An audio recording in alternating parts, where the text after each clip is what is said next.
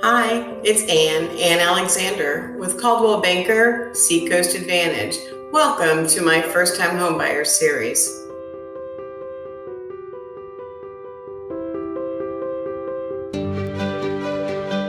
Hi, this is Ann Alexander with Coldwell Banker Seacoast Advantage.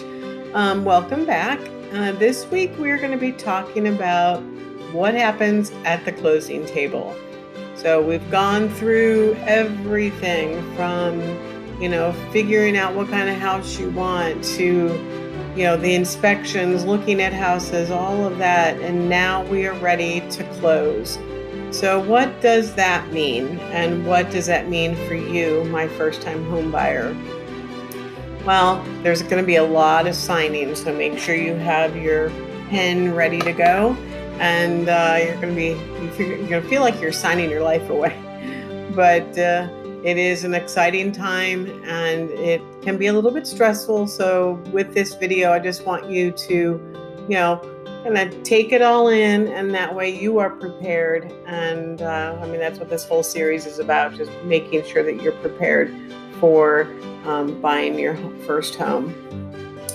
So at a glance, basically, the closing is, the property title and ownership is going from the seller to you, the buyer. And how does that process work? First, you're going to be getting a closing disclosure, and I'm going to go through that with you here in a minute, but I just kind of wanted to touch on a couple other things first.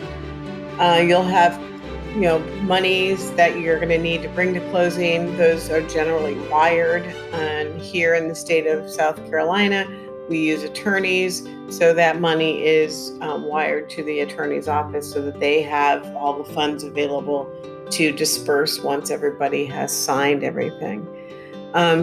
Here again in South Carolina, the seller can sign elsewhere. You're not in the same room at the same time. They can even sign the day before. And then, you come in and you sign everything. And once, like I said, all of the monies are in place and everything is signed, then, things get dispersed. Let's kind of back up a little bit. So there are quite a few documents that need to be signed on closing day. And your attorney here in South Carolina will have everything prepared and ready to go. So you don't even have to worry about anything, waiting on any documents to be prepared. Everything will be prepared and ready to go for that. So what are you signing? What documents are you signing? One, you're going to be signing the property deed. And that is, telling the seller, and the deed going to you. The bill of sale, any transfer of taxes and declarations that need to be on the taxes, your mortgage agreement and your mortgage note, which you've been working with the lender on that, and they in turn are working with your attorney. And then your closing disclosure, which, like I said, we're going to go over that in a minute. So when you finish signing all of your documents and all of the funds have been properly distributed, then the deed of ownership then transfers from the seller, who was the homeowner, to you, the buyer, who is now officially the owner of the property. So this is, like I said, it doesn't sound like a lot, but it's a stack. So it just kind of you go through every little thing there. And going back to this closing disclosure, the lender is required to give you that 3 days before you close. And that is breaking everything down and showing you what you're paying for, and it goes line by line. So what I really like to do is hop over to that screen and let's go take a look at one, and I'll be able to explain that a little bit further. All right, guys, so here is the closing disclosure, and this has to come to you at least 3 days before you close on the mortgage loan. This gives you time to compare your final terms and costs to those that they gave you at the very beginning with your loan estimate that you received from the lender. This also allows you then to get your wire transfer ready to go, and everything will be, ready for disbursement once all the paperwork is signed. So what is in this closing disclosure? Well, let's just start up here from the top. Obviously, you have the date, you have your closing date, the disbursement date, whoever is settling the loan. In our case here in South Carolina, this would be an attorney's office. The actual property address, the sale amount of the property, and then the borrower, which would be you, the first-time home buyer, and then your seller, those would be the people that you're buying it from, who the lender is, what the term of the loan is, as well as the purpose, what kind of rate, and what kind of loan it is. So then here in the first amount, it's going to give you the actual loan amount. So if you notice, the sale price on this property was $180,000, and the loan amount is $162,000. So obviously they're bringing money to the table. This is your interest rate. So then the next line is showing us the monthly principal and interest. And then if there is a prepayment penalty, it'll tell us there.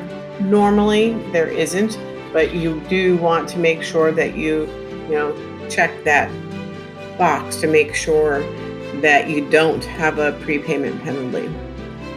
Going on down, the projected payments. So they are taking this monthly principal and interest, and bringing it down for years 1 through 7. And it also gets carried over for years 8 through 30. Your first 7 years, you will be paying what they call mortgage insurance. And we've talked about that before. And then they have another line here, and that's for your escrow. So the escrow monies goes into a special account, which then pays your property taxes, your homeowners insurance, and any homeowners association dues. In this case, are paid through out of that escrow account. I know, like for us, at the end of the year, we actually got some money back from our mortgage loan because we had overpaid, and when we renewed our homeowners insurance, it was less than what we had anticipated it being. So sometimes you will get a little bit money back. But so then they add those all together, and that gives you your estimated monthly payment. So in this case, they're going to be paying $1,050.26. After the first 7 years, that mortgage insurance falls off, and then the payment is going to be going down to $967.91. These numbers can and probably will change at some point in the course of your loan, because that is all going to depend on what your escrow is and what amounts are in there, as well as if you pay a little bit extra each month, your principal and interest payment is going to go down and be less. So these, there are ways of, this being more or less, but this is basically, what you're going to be looking at, at least for a little bit. The next part does go into what is being paid in the escrow. So in this case, it's just the property taxes and the homeowners insurance. The Homeowners Association dues are not in that, and it is being paid separately. I know we have like a little book that we have to send our Homeowners Association dues in.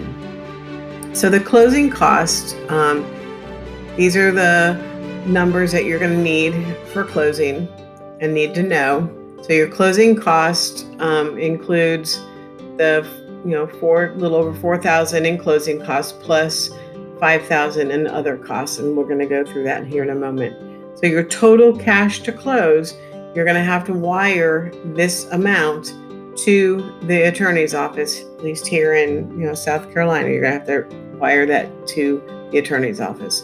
They do not take bank checks anymore. Everything is being wired. So make sure that you're getting that information directly from the attorney, because unfortunately there is wire fraud out there, and we just need to be aware and proactive with making sure everything's going to where it's supposed to be. All right, so on this next page, you're going to see borrowers paid, sellers paid, and paid by others. As sometimes this paid by others is going to be like the attorney is going to pay that out of your monies that you're bringing to the table for you. And so here we have at closing is being paid in this column. Before closing is being paid over here, like your credit report and things like that. Services, so pest inspections, those get paid out of here. Your title inspections, all of this, the settlement statement fee, your title search, those are all being paid to, in our case here in South Carolina, it would be paid to the attorney's office because they are doing all of that work for you. Other states have title companies, and that's why you're seeing the title company here. So total loan costs, you're going to have that amount there. And then going on further down, it breaks it down into the government fees. So your recording fees, your deed, your mortgage recording. So all of those numbers are here. And then your homeowner's insurance premium, you usually have to pay 12 months in advance. So that number is there as well. And then your prepaid interest, your property taxes. Property taxes get paid in the arrears. So you are, having to, depending on what month you're paying, buying the property, this number it changes up to the day of closing. Homeowners insurance extra for the premium to have an escrow will be usually 2 to 3 months. They're doing 2 months here, so you will have that in your escrow. And then, like I said, up above, you're continually paying that in there, but they always have a buffer in there for you. Going on down a little bit here, we have the Homeowners Association. Sometimes we have processing fees and things like that for the Homeowners Association. They also have the capital contribution, which that needs to be paid up front as well. And then, of course, your title insurance, and that protects you from anybody coming and saying, hey, this is my house, not yours. And that protects you with that. So all of your other costs get added into here. Your closing cost, which we just discussed, is there. Any lender's credits or anything like that would be on this as well. So calculating the cash to close, all of your columns are here, and then your final numbers. So your loan estimate is what they gave you at the beginning of the loan process, and this is actually the final number over on this side.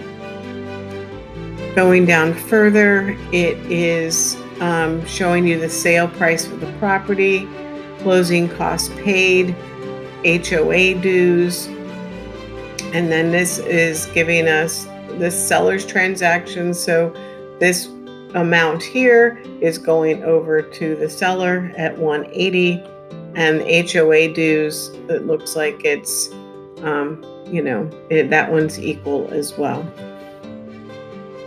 Your deposit, that would be your earnest money check deposit that you've already put down. And then so the actual loan amount is $162.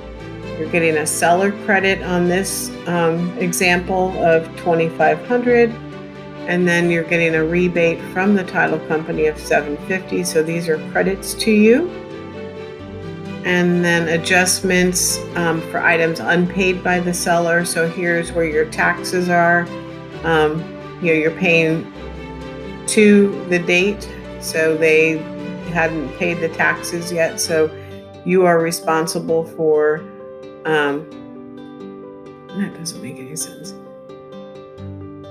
365, I guess what they're just doing is showing you adjustments for unpaid seller.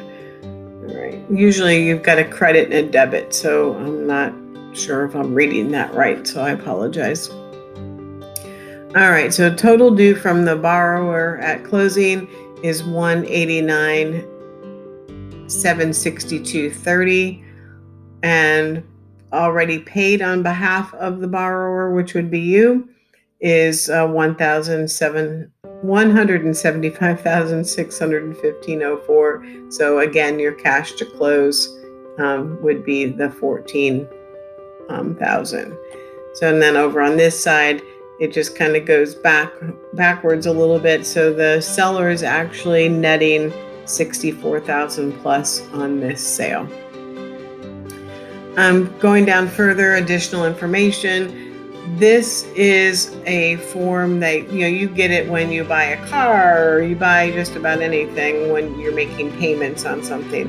They're telling you how much is going to be in your escrow, what you're paying for escrow in this case, and then further down here is where the important calculations are. So over the life of the loan, you're actually going to be paying 69.46%. And so the property that you're buying or you finance is $162, but you're going to end up really paying $285.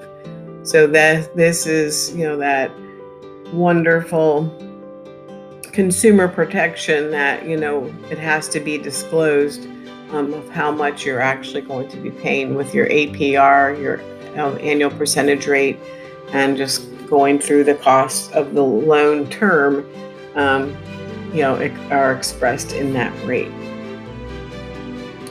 All right, so at the end of this is just basically giving us the lender, if there was a mortgage broker involved, your real estate broker, for the buyer, for the seller, and then who was the settlement person.